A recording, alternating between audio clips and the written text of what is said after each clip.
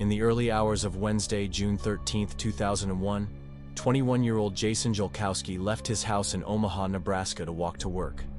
But he never made it. In fact, nobody's seen him since. It's not like Jason just disappeared into thin air. He was last seen by a neighbor at about 6:45 a.m. as he walked past her house in the 100 block of North 78th Street. He was heading west, which would have put him less than 2 blocks from his workplace at the Durham Museum. And he had every intention of getting there because he was carrying his lunch and his employee ID badge. He also had $6 in his pocket, which was his usual amount when he walked to work. There was no indication that Jason had any intention of going anywhere else. So why did he never get to work? And why have we never seen him again? Jason's disappearance was investigated by the Omaha Police Department, but after an extensive search, they were unable to find any physical evidence that could tell them what happened. They also didn't receive any credible tips or witness statements. So the case eventually went cold. But Jason's family never gave up hope of finding him. They believe that he was the victim of foul play and that someone in the community knows what happened to him, even if the police don't. This is a case where the initial police response may have cost valuable time in the search for the truth. And even though it's been more than 20 years since Jason was last seen, his family is still fighting for answers. So today, we're going to take a look back at this disturbing case and see if we can find out what really happened to him. Jason Jolkowski was born on November 19, 1979 in Lincoln, Nebraska. When he was just a baby, his mother, Susan, married Gary Jolkowski, who adopted Jason and gave him his name. At the time of his disappearance, Jason lived with his adoptive parents in a modest 2-story brick home in the North Omaha suburb of Bennington. He had one full sister named Jennifer and 2 stepsisters from his father's previous marriage. Like many teenagers, Jason spent much of his free time playing video games, although he did have one real-life passion. While attending Gross Catholic High School, he joined the wrestling team and fell in love with the sport. Wrestling became a major part of his life, and he continued training after graduating in 1998. He competed at the collegiate level at Iowa Western Community College, but he wasn't very successful as a wrestler. So he eventually quit the team to focus on his studies. After earning an associate degree, he enrolled in Metropolitan Community College to study criminal justice. He hoped to become a police officer one day, which seemed like a good fit for someone with his personality. His friends and family described him as someone who always wanted to help people, and he was known for his bear hugs. At the time of his disappearance, Jason was working as a security guard at the Durham Museum, which was built in 1908 as the Union Pacific Railroad's first headquarters. It's now listed on the National Register of Historic Places and is one of Nebraska's most popular tourist attractions, so there were always plenty of visitors to protect. On Tuesday, June 12, 2001, Jason finished work at 9 p.m. and decided to stay late to help move items to a new storage facility. He worked until around 11:30 p.m., so it was no surprise that he felt too tired to drive home. He called his boss to ask if anyone was going to be there later that night to cover for him and ensure that everything was okay. When no one answered, Jason drove his Ford Explorer to his house and parked it in the driveway. He probably didn't realize that it would be the last time anyone saw him alive. The next morning, Wednesday, June 13th, Jason called his mother, Susan, to say goodbye because he was heading out for a family vacation. They were going to visit his biological grandfather in Sioux City, Iowa, and he needed to finish packing. Although he didn't need to leave until the next day, he wanted to get an early start. So he got up and headed out at about 6:15 a.m. His plan was to meet his supervisor, Wendy, at the corner of 78th and Ionia Streets at 6:45 a.m., so she could drive him to his grandfather's house. But Wendy was running late, and she sent Jason a text message letting him know that she would be there soon. She arrived at 7 a.m., but Jason was nowhere to be found. She waited a few minutes, and then drove to the house he shared with his adoptive parents. As Wendy knocked on the door, a woman inside the house came to the window and asked if she could help her. When Wendy explained that she was looking for Jason, the woman told her that he must not have gotten out of bed yet. Wendy then drove back to the corner of 78th and Ionia, where she finally spotted Jason's Ford Explorer parked in the driveway of a nearby house. Wendy knew that Jason wouldn't park his vehicle there unless someone asked him to, so she drove over and introduced herself to the resident.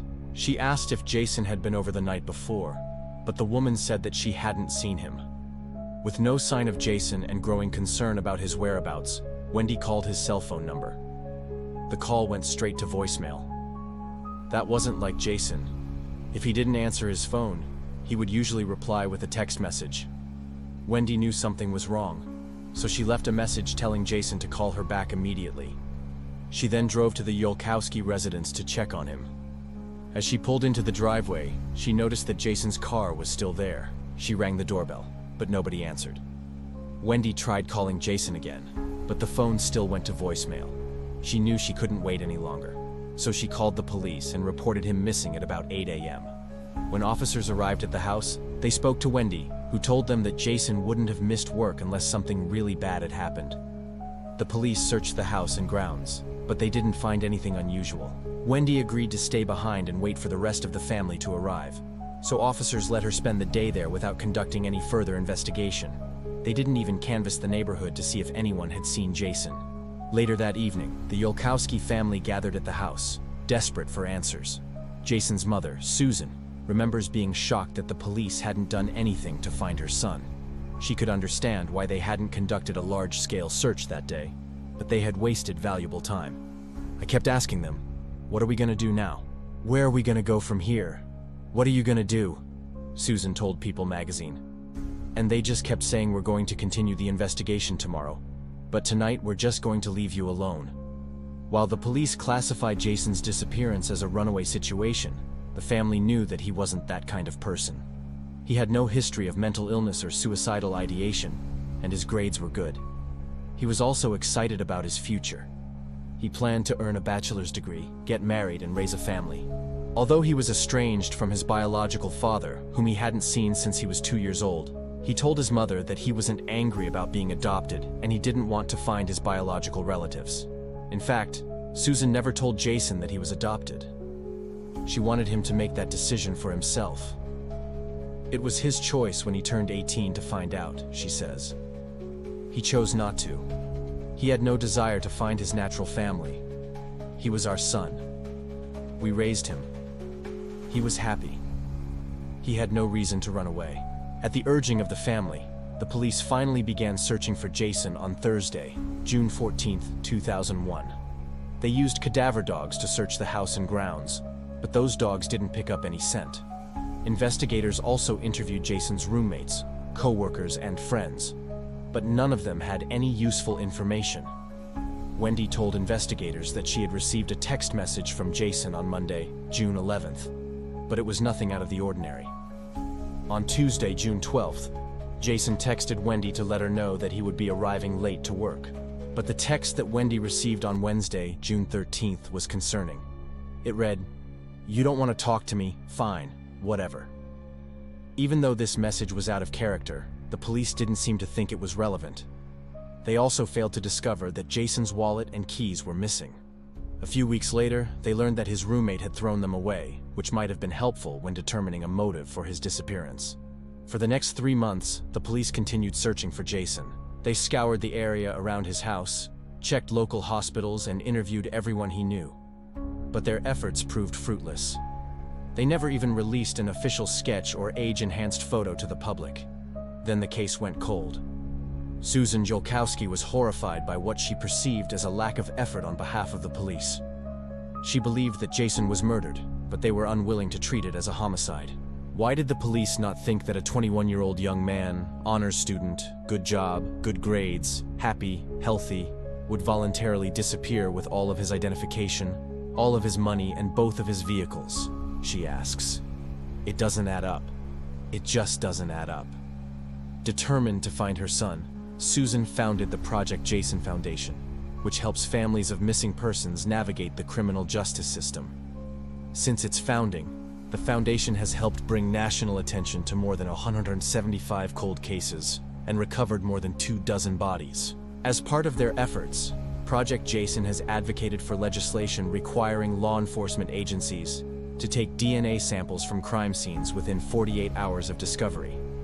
This bill, known as Jason's Law, has been signed into law in California, Colorado, Connecticut, Illinois, Indiana, Louisiana, Maryland, Massachusetts, Michigan, Minnesota, Missouri, Nevada, New Hampshire, Oregon, South Carolina, Utah, and Virginia. This has been an effort to make sure that no other family has to endure what Susan and her husband Gary have experienced over the past 20 years, without answers. It's important to note that the Omaha Police Department disagrees with some of the characterizations presented in this video, particularly regarding their response to the case. However, the family's perspective is also valid, and their advocacy has undoubtedly helped other families in similar situations. Now it's time to hear from you. What do you think happened to Jason Jolkowski? And do you think his disappearance will ever be solved? Let us know your theories in the comments below. If you enjoyed this video, please hit the like button and subscribe for more. And a special thanks to our supporters who help us keep the lights on. Your support helps us continue producing these videos and brings true crime to more people around the world. Thanks for watching.